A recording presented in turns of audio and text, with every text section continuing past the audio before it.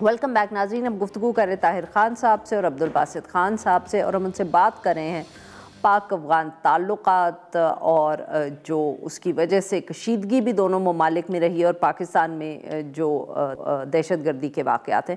طاہر صاحب، آپ نے باسط صاحب کی بات سنی، انہوں نے یہی کہا کہ بہت صبر کی ضرورت ہے. پاکستان جو بھی فیصلہ کرے، جو بھی پالیسی وہ اپنائے، بہت خاموشی سے اور انتظار کرنا پڑے گا تبدیلی کے لیے غالباً. یہ کیا ایک ایسا ایشو ہے جس سے آپ کہہ سکتے ہیں کہ پاکستان میں بھی یہ اویئرنس موجود ہے، ان کو احساس ہے کہ آسانی سے یا بہت جلدی یہ مسئلہ شاید نہ حل ہو سکے؟ مشکل تو ہے مسئلے کا حل، لیکن ناممکن تو بالکل بھی نہیں ہے. تو جب مشکل ہو تو ابھی جب میں سعودی عرب والے مذاکرات کے حوالے سے کسی سے بات کر رہا تھا اس سائڈ پہ، کیونکہ یہاں تو نہ لوگ بولتے ہیں نہ سنتے ہیں، تو چلو خیر وہ تو ایک الگ موضوع ہے. حالانکہ بولنا بھی چاہیے اور سننا بھی چاہیے، تو پھر کلیئرٹی ہوتی ہے کہ کیا ہو رہا ہے کیا نہیں ہو رہا. لیکن خیر، تو وہاں سے میں نے سنا کہ گیو اینڈ ٹیک اس نے الفاظ استعمال کیے. تو اس کو بھی دیکھنا پڑے گا کہ جو ہم ان سے مطالبات کرتے ہیں وہ کس پوزیشن میں ہے. حالانکہ وہاں پر ایسا نہیں ہے کہ پوری وہاں پر جو لیڈرشپ ہے وہ اس میں یعنی پاکستان کے کنسرن کو وہ نہیں دیکھتے، لیکن پاکستان کی جو ایک جینون کنسرن ہے کہ 4 سال سے پاکستان ان کے ساتھ مذاکرات کر رہا ہے. پاکستان کا جس طرح کے پاکستان کہتا ہے کہ اسحاق ڈار کا آپ نے سنا ہے نا، اس کی یہ جو ویڈیو آپ نے اس کی ویڈیو دکھائی ہے، تو اس کی ایک بات تو لحاظ سے درست ہے کہ پاکستان ان سے ایک ہی مطالبہ کرتا ہے، اور پاکستان کے دیگر لیڈرز بھی یہی کہتے ہیں کہ ایک ہی مطالبہ پاکستان کا ہے. اور جنون اس لیے ہے کہ جتنی کیجولٹیز اسحاق ڈار نے اسی پریس کانفرنس میں وہاں موجود تھا کہ 4000 سیکیورٹی فورسز کے اہلکار شہید ہوئے ہیں، 20,000 زخمی ہیں. تو وہ کبھی کبھی امیر خان متقی کہتا ہے نا کہ دوسروں کو شکایت نہیں ہے، ایران کو نہیں ہے، ازبکستان کو نہیں ہے، ترکمنستان کو نہیں، تاجکستان کو نہیں ہے. تاجکستان کو تو ہے، وہاں سے 2 حملے ہوئے، 5 چائنیز وہاں پہ مر گئے. تو لہٰذا ہماری پوزیشن اور ہے. تو لیکن پھر بھی اب نے دیکھنا ہے کہ جو پالیسی اس وقت ہے کیا اس سے ہم اپنے مقاصد حاصل کر رہے ہیں، یا جو پریشانی پیدا ہو گئی ہے پہلے قطر، پھر ترکی، پھر سعودی عرب. ابھی میں نے سنا ہے، میرے پاس کنفرمیشن نہیں ہے، لیکن ایران نے بھی تجویز کی ہے کہ اس مہینے وہ بھی پاکستان اور طالبان کے مذاکرات چاہتے ہیں تہران میں. تو کیونکہ پاکستان نے آلریڈی ویلکم کیا ہے، جب ایرانی وزیر خارجہ نے کہا تھا آج بھی تو طاہر صاحب یہ جو طاہر صاحب معاف کریے گا آپ کی بات یہاں کاٹ رہی ہوں، جیسے عبدالباسط صاحب نے ابھی بہت اہم نقطہ اٹھایا کہ پاکستان کو بھی، آپ نے بھی گیو اینڈ ٹیک کی جہاں ذکر کی، کہ پاکستان کو بھی یہ سمجھنا پڑے گا کہ افغان طالبان کے کیا خدشات ہیں، یا وہ کیا سمجھ رہے ہیں یا کیا دیکھ رہے ہیں. کیا آپ اس پہ کچھ روشنی ڈال سکتے ہیں افغان طالبان کہ کیا ایشوز ہیں، یا ہم کیا کہیں کہ ان کی کیا اس وقت پاکستان یہ جو ٹی ٹی پی ہے اس کو لے کے ان کے کیا تحفظات ہیں؟ ابھی جو سعودی عرب میں یہ والا مسئلہ ہے، تو ظاہر بات ہے اسی ایک مسئلے پہ بات ہو رہی ہے.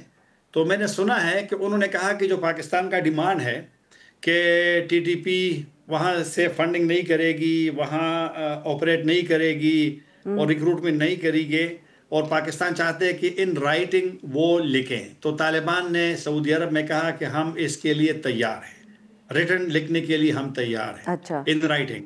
لیکن انہوں نے ساتھ یہ کہا ہے کہ ان کے جو خدشات ہیں انہوں نے ابھی ایک نقطہ لیا ہے نا، کبھی کبھی وہ ایک اس طرح رویہ اپناتے ہیں دوسرا فریق آپ کا کہ تھوڑا سا آپ کو سوچنے پہ مجبور کرتے ہیں کہ آپ کیا کریں. وہ کہتے ہیں، ان کا یہ پہلے سے یہ کلیم ہے کہ جو داعش ہے یہ خیبر پختونخوا اور بلوچستان میں ہے.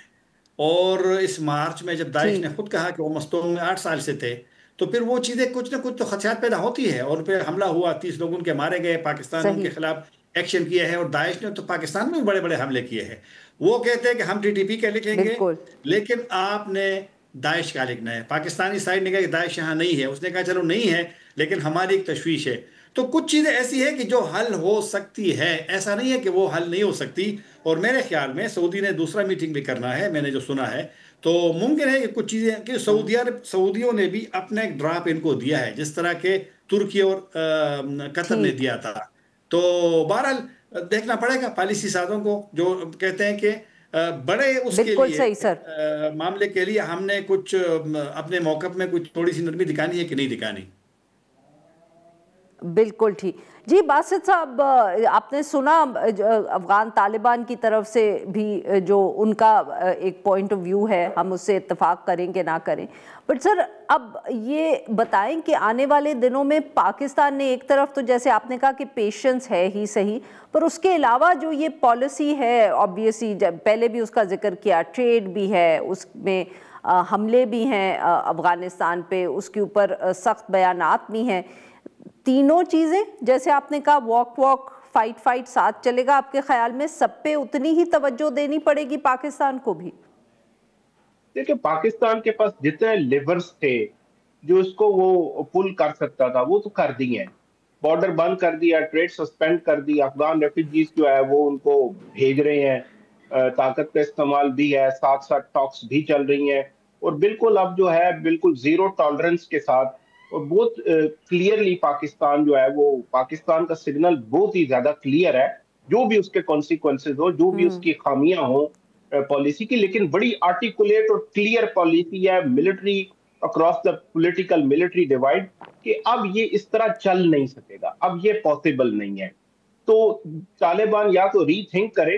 ہاں جب وہ اس پہ آ جاتے ہیں، جیسے طاہر صاحب نے کہا کہ وہ اس پہ جو ہے وہ ایک انہوں نے اوپننگ دکھائی ہے ان ریٹرن فار کہ جی وہ داعش خوراسان کی کو بات پاکستان ان کے ساتھ کرے، تو پھر ان کی جو لیمیٹیشنز ہیں، جیسے ان کی کچھ پولیٹیکل اور آئیڈیولوجیکل سینسیٹیوٹیز ہوں گی، نظریاتی کچھ ان کی خدشات ہوں گے جو ان کی اپنی موومنٹ کے اندر دراڑے ڈال سکتے ہیں.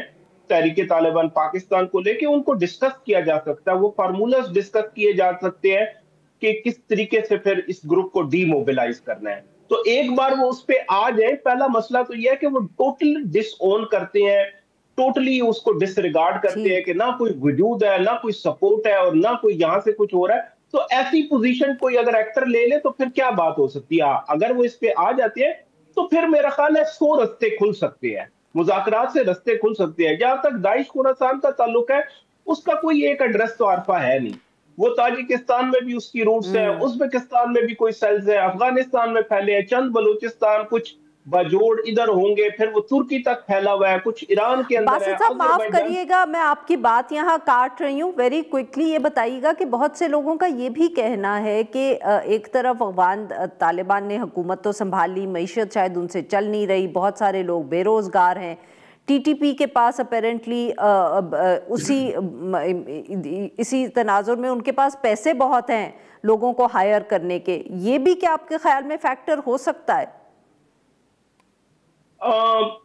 کیا ان کے پاس بہت، اگر افغان طالبان کے پاس اتنا پیسہ نہیں ہے کہ وہ اکانومی کو سنبھال سکے، تو کیا ٹی ٹی پی کے پاس اتنا زیادہ پیسہ ہے؟ دیکھیں یہ ٹیررزم جو ہوتی ہے یہ بہت ہی ایک کاسٹ افیکٹو جو ہے اسٹریٹجی ہوتی ہے، اتنا زیادہ پیسہ نہیں چاہیے ہوتا. ایک بڑا گروپ ہے جو سسٹین کر رہا ہے فار ملٹیپل ریزنز.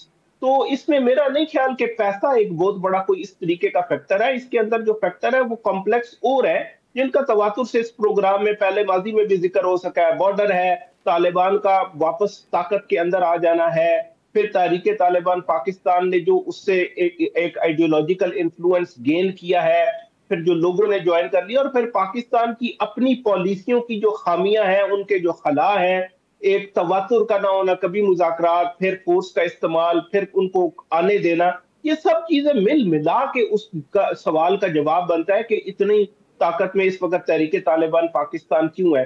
صرف یہ کہنا کہ چونکہ وہ افغانستان میں موجود ہے تو اس وجہ سے یہ سب کچھ ہو رہا ہے، میرا خیال ہے یہ تھوڑا اوور سمپلسٹک ہو جائے گا. ہمیں بارڈر کے اس سائیڈ پہ اپنی جو خامیاں ہیں پالیسیوں کی، خیبر پختونخوا گورنمنٹ اور اسلام آباد کے درمیان جو فاصلے ہیں، جس طریقے سے ہم نے کاؤنٹر ٹیررزم کو پولیٹیسائز ہوتے ہوئے دیکھا ہے ان ایکٹرز کے، سٹیک ہولڈرز کے درمیان، یہ کافی انفارچونیٹ ہے. اور جس طریقے سے ایک اپوزیشن ہم نے ملٹری آپریشنز کو دیکھی ہے جس کی جائز وجوہات بھی ہیں، اور کئی چیزیں جو ہے وہاں پہ اوور سمپلسٹک ہم نظر آتی ہیں، یہ سب جب آپ ملائیں گے تو آپ ٹھیک کو سر. پتا چلے گا کہ کیوں اندرونی سلامتی جو ہے اس کو اتنے خدشات آج لاحق ہیں. بہت بہت شکریہ ہمارے دو مہمانوں نے ہمارے لیے وقت نکالا۔ ناظرین یہاں پہ لیتے ہیں ایک چھوٹی سی بریک، جب ہم بریک سے واپس آئیں گے تو کچھ ذکر کریں گے عدلیہ کا اور کچھ بہت جو ہائی پروفائل کیسز اسلام آباد میں ہم نے پچھلے دنوں میں دیکھے۔